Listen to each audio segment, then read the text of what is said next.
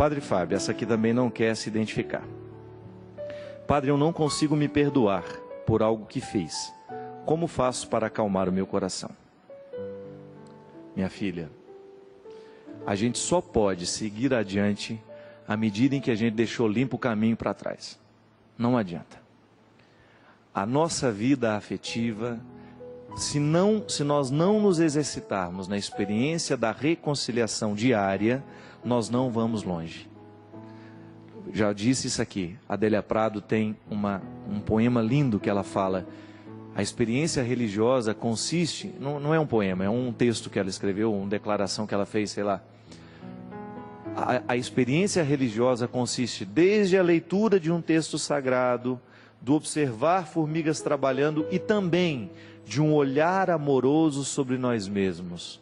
Isso é religião, é você lançar um olhar amoroso sobre si mesmo. O que é o olhar amoroso? É o olhar da reconciliação. Sabe por que às vezes a gente não se perdoa? É porque a gente não se compromete com a segunda parte do perdão que a gente precisa se dar.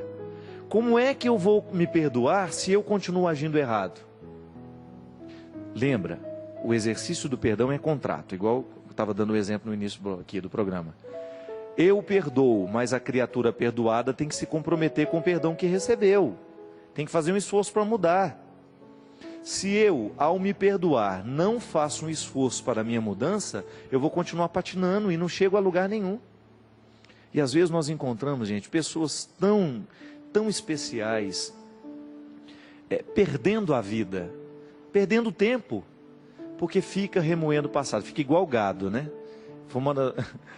Eu achei impressionante quando eu descobri que o capim que o gado come, ele fica comendo ele o dia inteiro, porque aquilo chama ruminar, né? Eu não sabia disso, eu aprendi isso, era já criança crescida, que eu ficava vendo aquela vaca lá, parecia que estava chupando uns chicletes, né? E eu perguntei à minha irmã, quem que dá chiclete para a vaca ficar mastigando desse jeito, né? A Cida morava na roça naquela época, eu passava as minhas férias lá em Albertos, uma roçazinha que tem lá perto de Formiga. E aí ela disse, não, ele não está mastigando chicletes, ele está ruminando. E ruminando o alimento, é extrair do alimento o máximo que ele pode lhe dar. Pelo amor de Deus, não vai ficar ruminando o peixe que você comeu, né? Joga para dentro, traz para fora, joga para dentro. Só o gado é que sabe fazer isso. A gente rumina de outro jeito. Mas o alimento que ele comeu, ele volta, né? E fica fazendo aquele processo. Ele está extraindo o máximo do que o capim pode lhe dar. Isso é ruminar. Quando nós ruminamos de maneira positiva os nossos erros, nós extraímos dele o máximo que eles podem nos ensinar. Caso contrário, eu fico, desculpe a expressão, comendo o próprio vômito. Isso é lamentável. Quando você fica se alimentando o tempo todo do que não deu certo. E lembra toda hora, ai meu Deus, mas eu não fiz. Ah, mas eu não dei conta. Pelo amor de Deus, é virar a página e continuar. Nós precisamos acreditar o tempo todo nisso, minha gente. Senão a nossa vida é impraticável. Ela é impossível, não adianta a gente ficar esperando a perfeição, ela não vai chegar em nós. Nós não seremos perfeitos, o máximo que a gente vai conseguir é ser santo. E ser santo é você reconciliar as suas imperfeições com você mesmo e você começar a trabalhá-las para que elas se transformem em virtudes. O bom santo é aquele que fez dos seus pecados uma grande virtude. É o que a igreja nos ensina, é o que a igreja nos sugere. O cristianismo só é saudável à medida em que ele nos inspira a lidar bem com as nossas misérias. Eu não sou escravo das minhas misérias. Não sou eu que pertenço às minhas misérias. As minhas misérias é que me pertencem. É igual o exemplo que eu dei, né? Eu tenho um amigo que tem tanto ciúme do carro dele. Mulher não pode abrir a maçaneta, senão a unha dela arranha a maçaneta. A gente não pode entrar com o pé meio suspeito, porque pode parecer que está sujo e vai sujar o carro dele lá dentro. Aí um dia eu perguntei, peraí, é você que é dono desse carro ou esse carro que é dono de você? Quem é que manda em quem nessa história? O mesmo acontece com as nossas imperfeições. Quando nós começamos a dar às nossas imperfeições o poder de nos comandar. Quando nós começamos a autorizar os nossos defeitos a serem a centralidade da nossa vida. Nós não podemos centralizar os nossos defeitos e torná-los o motor, né? A engrenagem, a peça de engrenagem. O que é a peça da engrenagem? É aquela que faz o motor funcionar, rodar. A máquina roda a partir do funcionamento da engrenagem. Se eu coloco na engrenagem principal os meus defeitos, então eu vou girar em torno dos meus defeitos.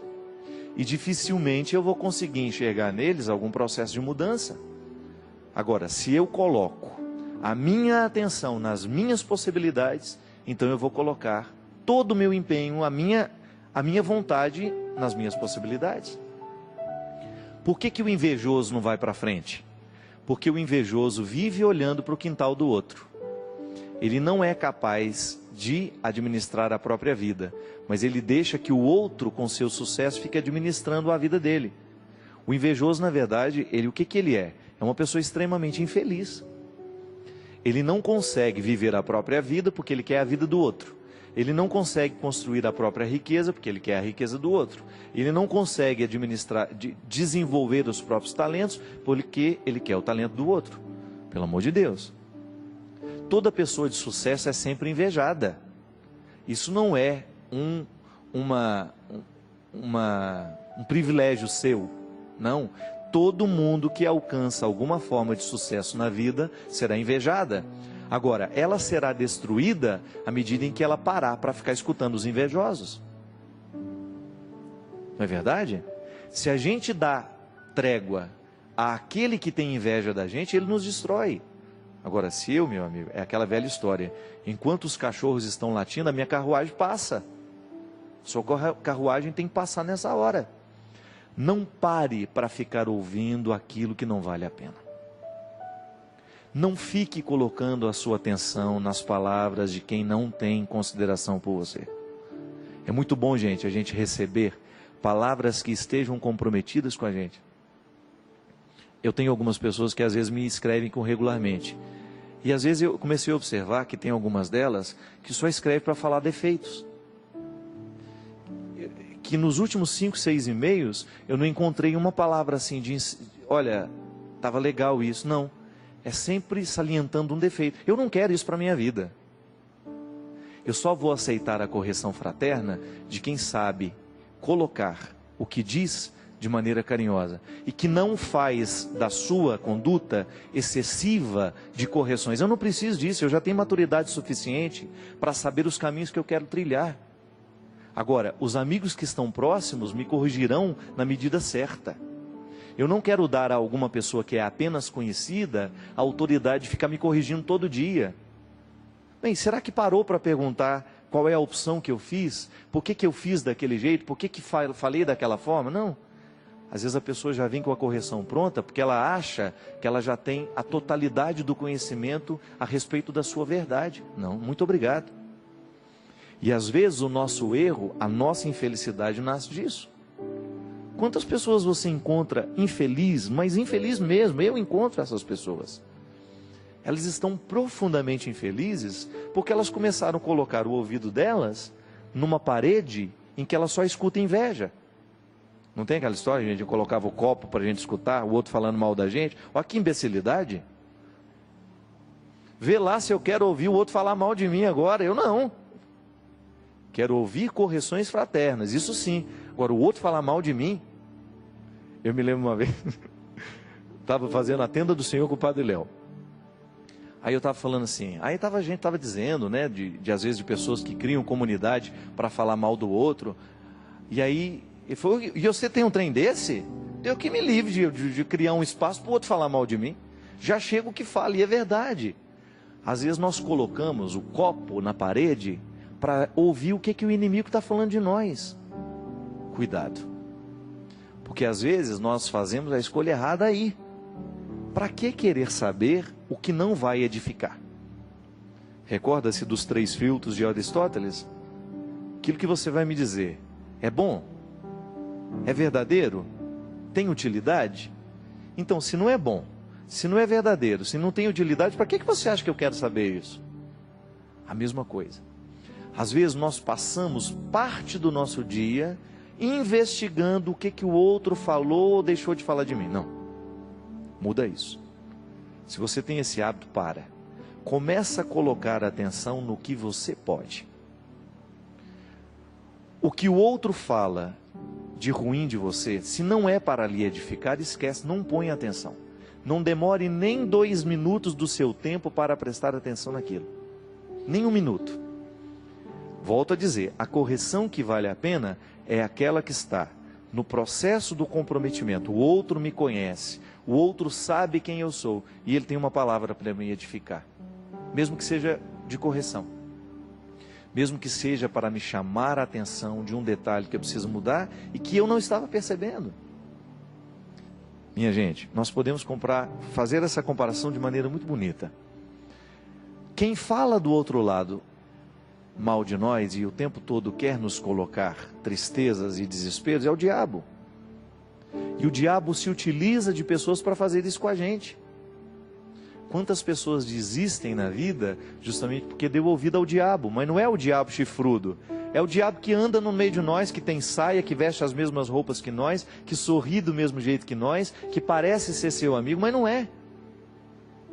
Então nós temos que neutralizar o poder do diabólico. Nós não podemos, se dentro do seu trabalho você tem uma pessoa que fala mal de você, comece a neutralizá-la. Sabe como? Deixando de dar atenção ao que ela fala e você dando a ela um tratamento melhor que você pode. A pior maneira de cuidar de inimigos é sendo inimigo dele também. A pior maneira de você cultivar, não há solução nisso. Se você quer neutralizar o poder do seu inimigo, trate bem. É o melhor jeito. Se você mantém a distância necessária, porque é seu inimigo, tudo bem. Você tem o direito de dizer, não fará parte do meu convívio. Mas trate bem sempre que você tiver a oportunidade. É um jeito que você tem de fazer Deus vencer. Deus vence nessa hora. Quando ao invés de nós tratarmos com indiferença, quando ao invés de nós tratarmos com agressividade, a gente muda a regra. E às vezes nós conquistamos as pessoas dessa forma, minha gente. Muitos inimigos são nutridos, é porque a gente não tem a coragem de desafiá-los. Eu mesmo. Quantas pessoas que se diziam minhas inimigas, e que no momento em que eu tratei como se fossem meus amigos, elas ficaram sem graça. Às vezes dentro do nosso lugar de trabalho, a gente enfrenta essas coisas. A pessoa nos trata mal, inventa coisas sobre nós, e faz fofoca, e faz isso, faz aquilo. Você entrega a sua melhor parte. Não pode ser diferente. Para que dar a ela o que você tem de pior? Para ficar nivelado? Para ficar tão ruim quanto ela é? Não há necessidade disso. Deus tem que nos inspirar o processo da melhoria. E isso é salvação. Isso é cuidar. É o que Deus me convida, é o que Deus te convida e que nós não estamos fora. Como eu dava o exemplo da dengue, quantas vezes nós criamos focos de coisas ruins? Por causa do nosso descuido, da nossa preguiça de levantar, de ir lá resolver a situação, de julgar a água podre fora, de julgar a palavra podre fora. Eu não quero guardar isso que você me deu. Eu jogo fora o que você vomitou em mim, eu não quero isso. Eu não vou guardar essa palavra de agressão, eu não vou guardar a sua agressividade, porque ela é sua, ela é fruto do seu desequilíbrio, eu não quero guardar isso dentro de mim. É direito meu, é direito seu. Olhar nos olhos das pessoas que lhe agridem e dizer isso. Guarde a sua agressividade para você. Se ela é a sua pior parte, resolva-se com ela. Eu não tenho a obrigação de trazer para dentro de mim a pior parte. Tanto é que você está jogando fora. Se ela fosse boa, você guardaria. Se você joga fora, é porque você não está satisfeito com ela. E eu não sou o lugar da sua miséria. Eu não tenho a obrigação de ser o depósito da sua miséria. Muita salvação de Deus deixa de acontecer na nossa vida, é porque a gente não tem a coragem de tomar essa iniciativa e de dizer tudo isso que eu estou dizendo. Às vezes hoje você vai ficar inspirado a dizer isso a muita gente, com carinho, com fraternidade, para que pare o poder de tudo que é diabólico sobre mim, sobre você. Derrame o Deus Todo-Poderoso sobre todos nós a sua bênção, e nos conceda a graça de viver a dimensão bonita da vida. Ele que é Pai, Filho e Espírito Santo. Amém.